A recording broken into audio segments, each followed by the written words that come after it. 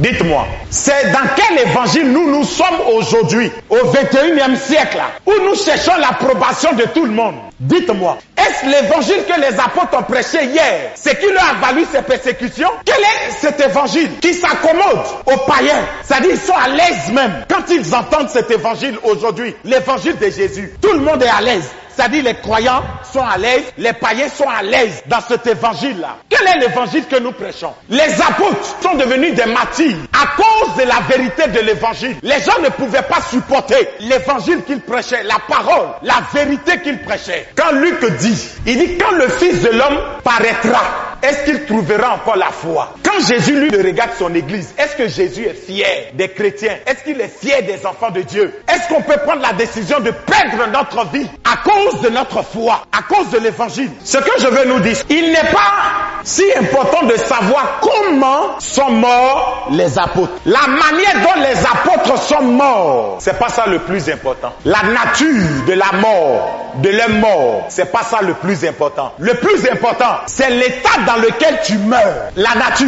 de la mort. On peut mourir de toutes les manières. Tu peux sortir de chez toi et puis voiture te cogne, tu meurs. Même si tu es bishop, on peut mourir de maladie. 2 Rois 13, le verset 14. Élisée était atteint de la maladie dont il mourut. Donc Élisée est mort de quoi? De maladie. Donc la nature de la mort importe peu. La mort ne prévient pas. C'est pourquoi pendant que tu es vivant, tu dois te préparer à la rencontre de Dieu. Et comme nul ne connaît le moment, nul ne connaît l'heure, nous devrons être prêts à tout moment.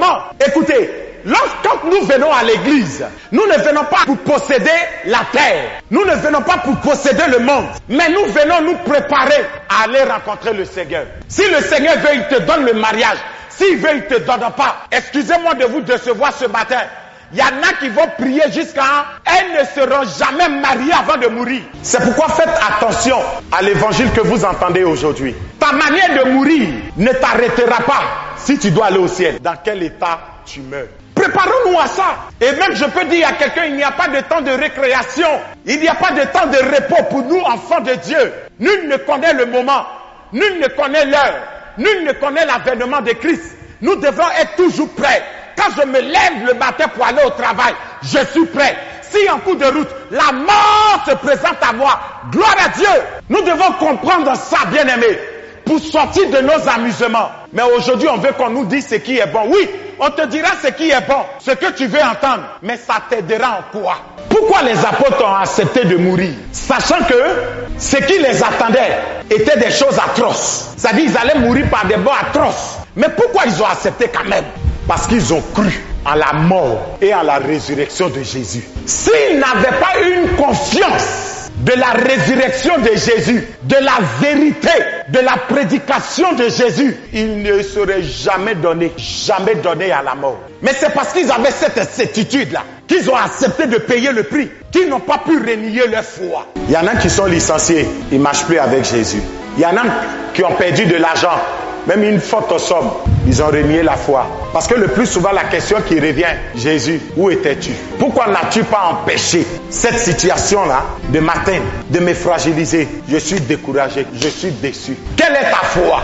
On dit qu'ils sont morts pour leur foi. Ils sont devenus des martyrs. Il y en a, on a coupé les têtes. Comment ils sont morts, ces apôtres? En défendant leur foi, en défendant Christ en eux. Souvent, on renie la foi sans le savoir. Jusqu'à où peux-tu aller pour défendre ta foi? Qui a dit que quand on marche avec Jésus, on aura tout ce qu'on veut? Quand nous venons dans la maison de Dieu, c'est pour nous préparer à aller à la rencontre du Seigneur. Si l'Éternel veut, il fait de toi l'homme le plus puissant, la femme la plus puissante au monde.